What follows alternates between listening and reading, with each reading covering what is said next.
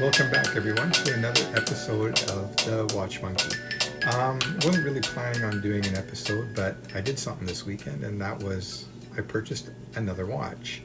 I was actually looking for a Bauhaus design style watch. Now, if you guys aren't familiar with Bauhaus, basically what it is, it's a form of design that was, how can you say, came out of Germany, and it's a combination of combining art and function together in a very simple way. Very clean designs. A good example would be furniture from IKEA.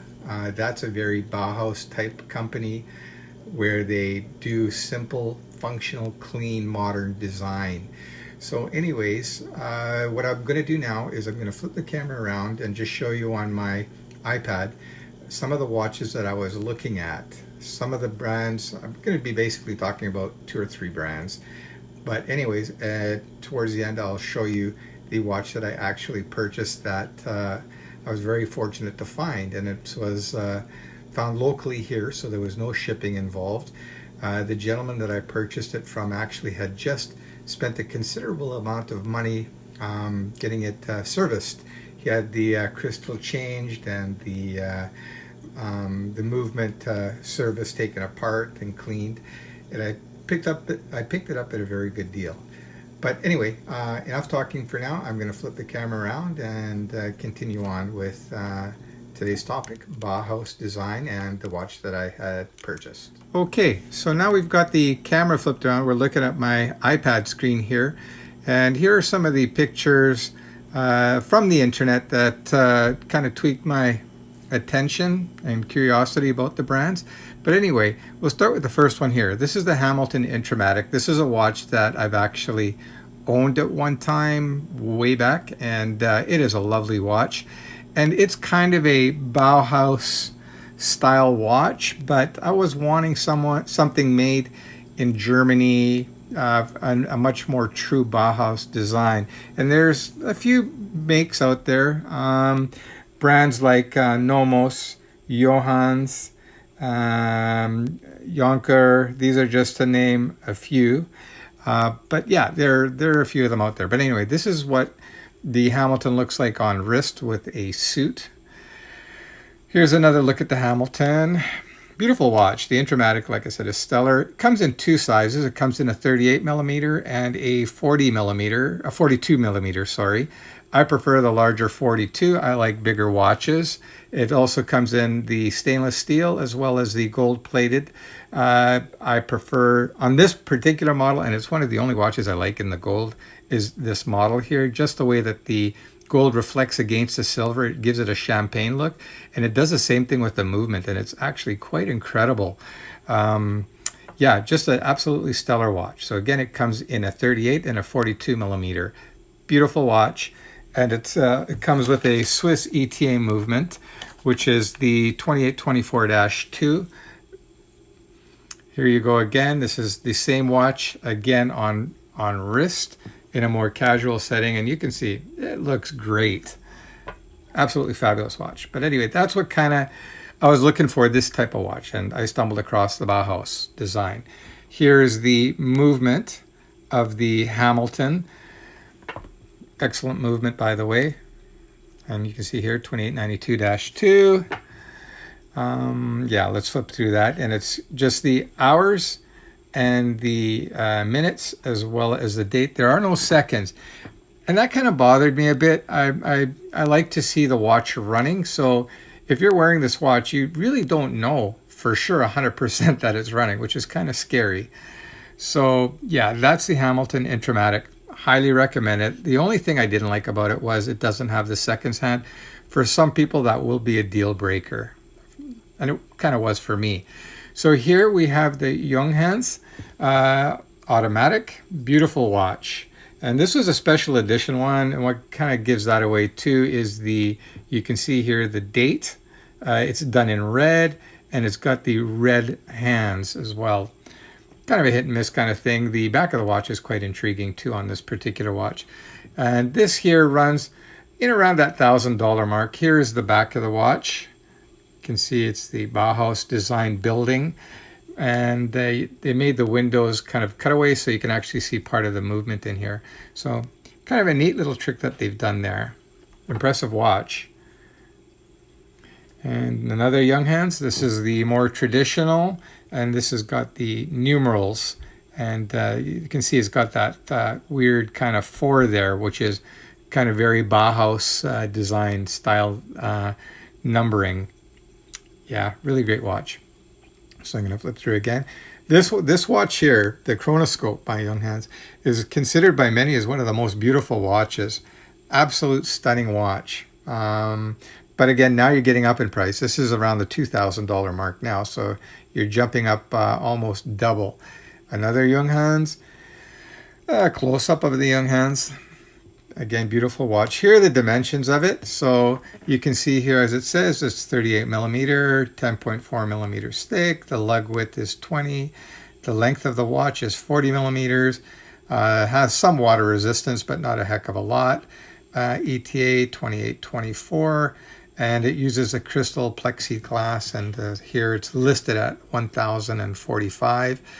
Fantastic watch, but yeah, a little bit pricey for such a simple watch.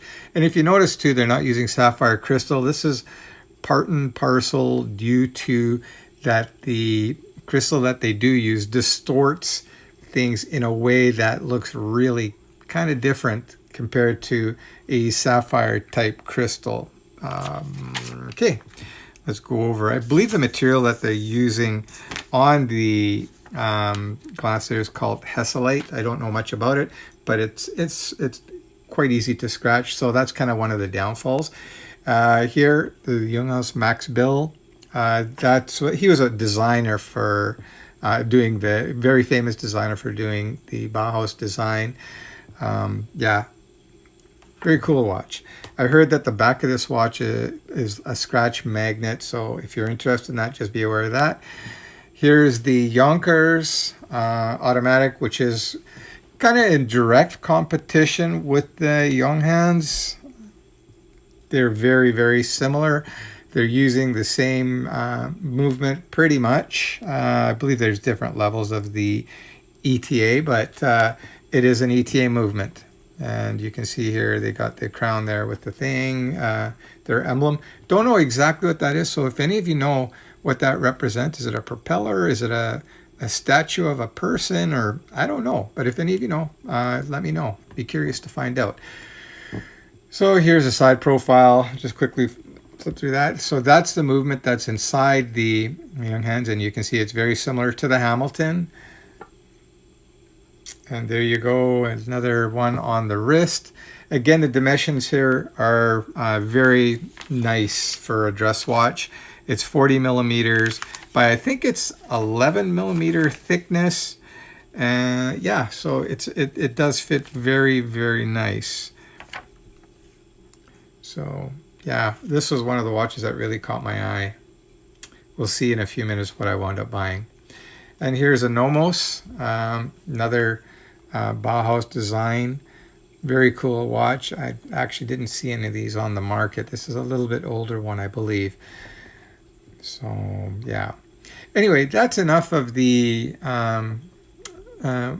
iPad tour of these watches. So just give me a moment here. I'm gonna grab the watch that I purchased and see what you guys think.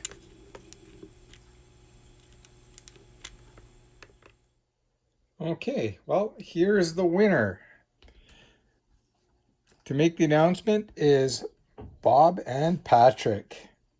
Anyway, the Junkers. It won. So let me get rid of these two characters. Bye-bye, guys. And let's take a look and see the watch that I purchased. So here it is. The Junkers Automatic, Bauhaus design, 6050. It came complete with the box, with the papers and so on. So you got all that stuff there. I'll take the watch out of the box now so you can take a look and see what it looks like. And there it is there. Well, hang on, guys, sorry. Let me get that off the strap there. Okay, so there it is. And yeah, what a beautiful timepiece. And I can say that this is in exceptional condition. This one here was serviced by the previous owner just in towards the end of December. And he spent a total of $386, and he provided the invoice for it. It was done by Time and Gold, the servicing here in Vancouver. And the Junkers automatic 6050, complete service, crystal and gasket, $345 plus the taxes. And it comes with a 2-year warranty. So yeah, that was pretty nice that was done, and he was able to provide that for me, and the warranty is transferable. What a beautiful timepiece. I'll flip it over for you so you can take a look and see what it looks like on the back. And there it is there, with a very nice ETA movement. No disappointments there whatsoever.